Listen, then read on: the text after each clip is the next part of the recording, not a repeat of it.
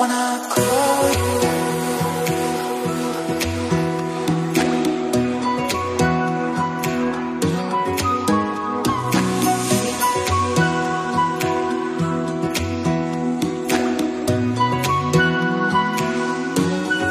I don't wanna call you. I don't wanna call you.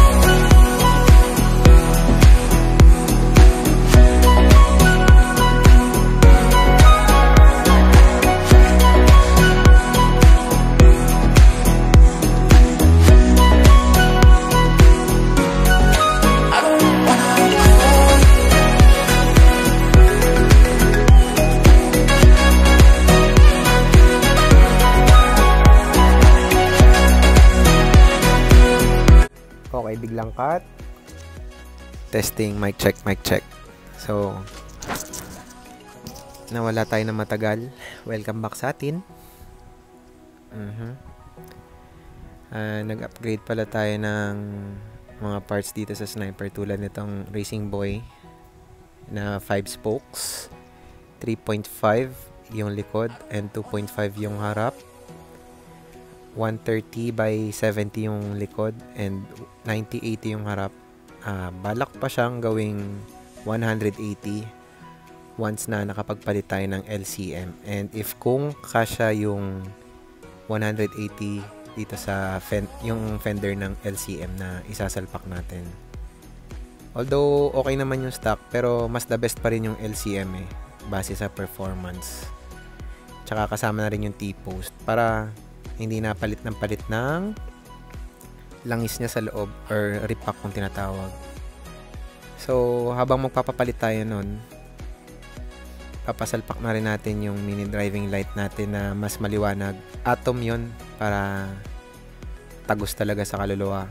And then, magpapalit pala tayo ng R1 caliper na RCB 4-pot para sa better braking system. Yan. Kasama na rin yung bracket doon.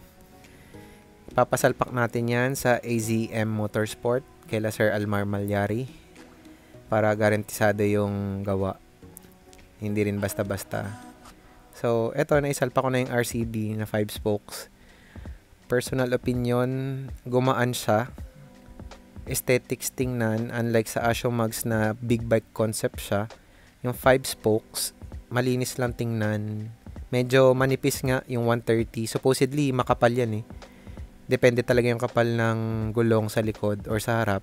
Depende sa kapal ng mugs. So, yun. Nagpalipat tayo kanina ng air valve din na RCB. So, dito naman, bumili pala tayo ng upuan. Binago ko yung touring ko na upuan. Gawa ng honest opinion kapag nababasa, tulad ng ulan, ayun, pag nabasa, pag naupuan mo, tumatagos yung tubig dun sa mga tahi. So, hindi siya recommendable talaga. Hindi siya ganun ka-recommended. So, ito, galing to kay Jeremy Tandog. Ayan, nag-inquire din tayo sa mga GP boys. Okay naman, solid, makapit. Na-testing ko na. Parang, galing rin naman ako sa flat seat dati. Okay naman yung kapit. Garantisado. Susubukan ko kung yung basa, kung tatagusin sa tayo. Hopefully hindi, no? Kasi ayos yung pagkakagawa nito So yun, kakarga pala tayo ng 62mm na block. Abangan nyo na lang yung next vlog. Ayun, 62mm. Tapos, ang nangyari pala dito sa plastic na MVR1 na tambay kasi ito ng matagal. Okay to pan daily, pero tulad nung sa akin na itatambak ng ilang buwan. So, yung plastic na UUP, hindi siya recommended para sa mga pantambak na motor. Low odo pa lang naman to. So, gawin nyo na lang tong plastic na to kapag daily nyo naman nagagamit ang motor nyo. Ayun lang. Heads up lang sa inyo. So, peace out. Joke rides.